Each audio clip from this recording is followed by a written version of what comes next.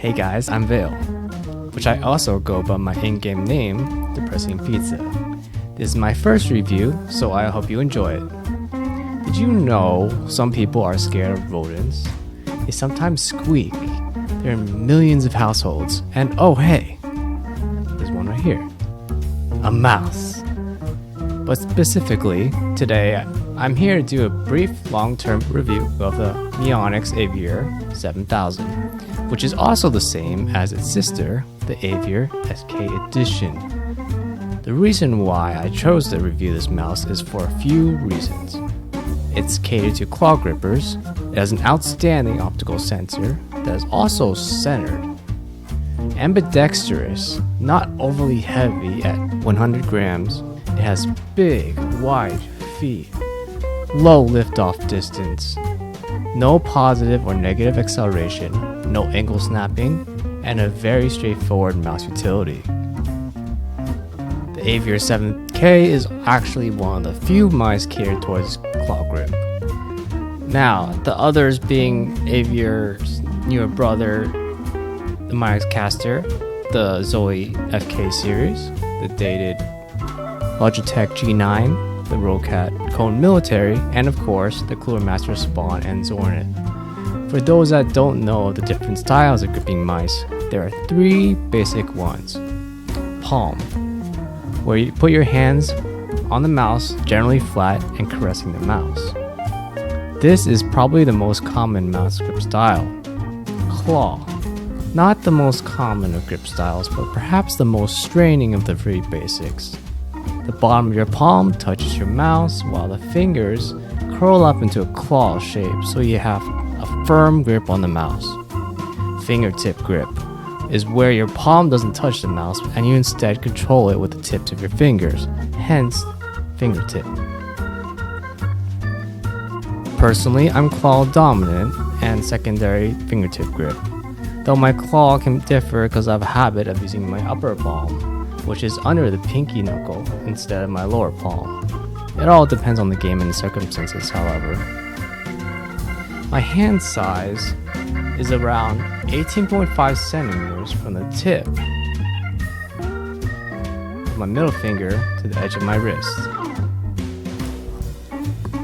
which can be considered as barely medium-sized hands.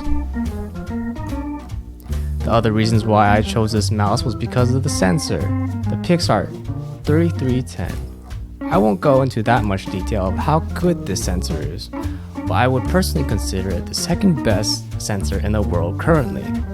The best being the PNW 3366, which is in the Logitech G502 and G303. 3310 has a max failure tracking speed of 5.45 meters per second, which is really high. Chances are you're most likely not gonna hit that reach. As for the software interface, I'll briefly go through it for those that haven't seen it.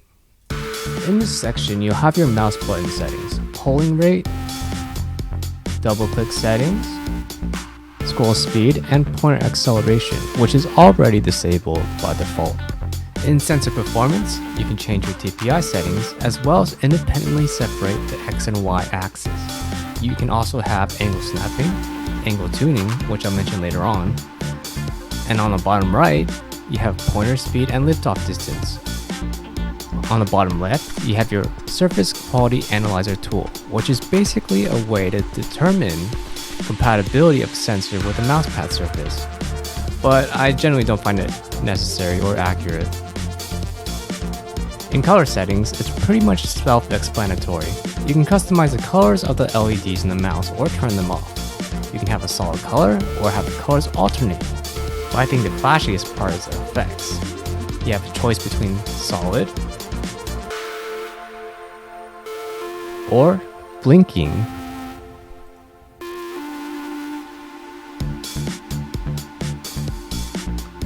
pulsating,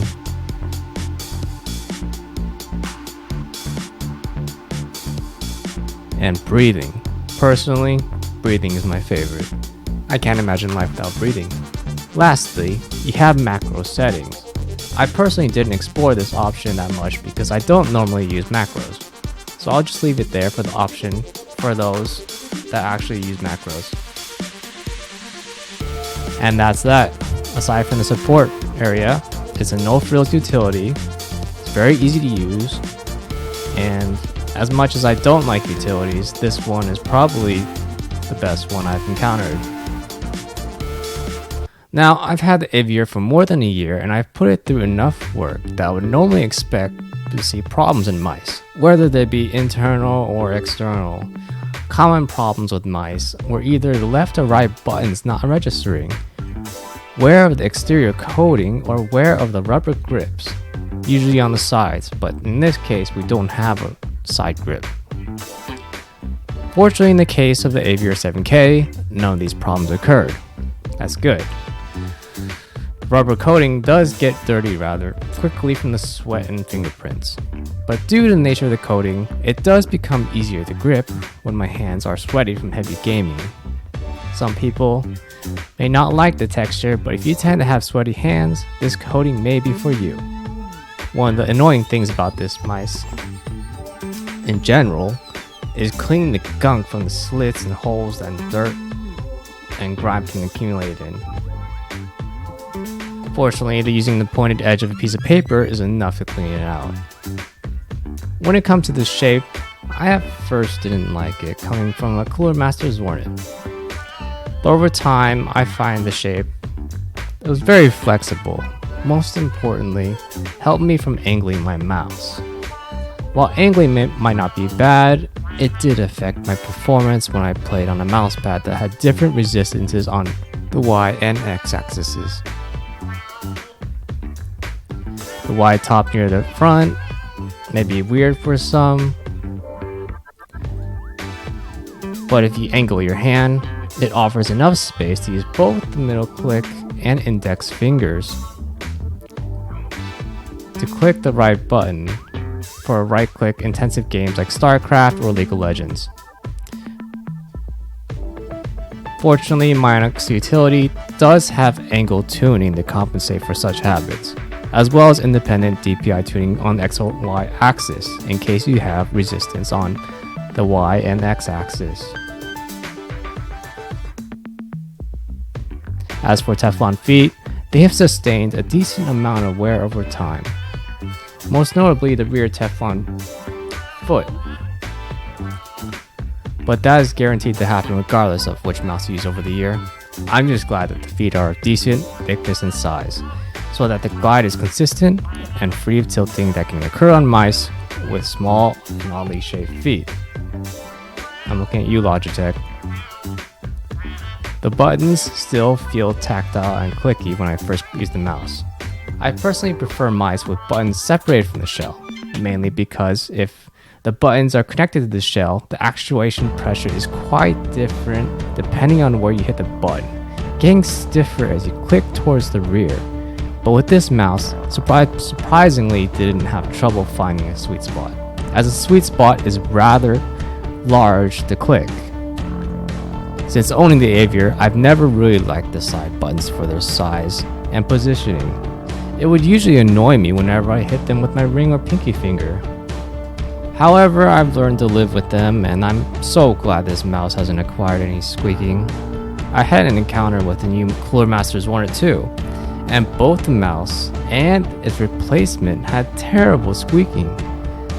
Though I did hear some people have had problems with the middle scroll click for this Mionix mouse, but since I'm past the point of a year, which they say that it's been a year since they had the mouse clicking appear, I think I'm safe. The cord is braided, something that can be loved or hated. I personally haven't found it to be too much of a bother. It's definitely not the stiffest out there, but it's not the most flexible.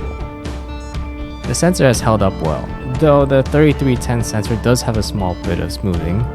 To explain, if you move the mouse, the cursor feels almost too perfect, as if it's slightly floating on pillows, if that makes sense. It doesn't feel as gritty and as raw as the PMW 3366, but it's a very minuscule personal concern. The most important thing is if it's as accurate as your hand. Yes. All in all, I think it's a great mouse, very comfortable ergonomics, solid hardware, excellent performance, nice coding and durability, great software utility when assuming there's no problems, nice tactile sounding clicks, excellent for claw grip.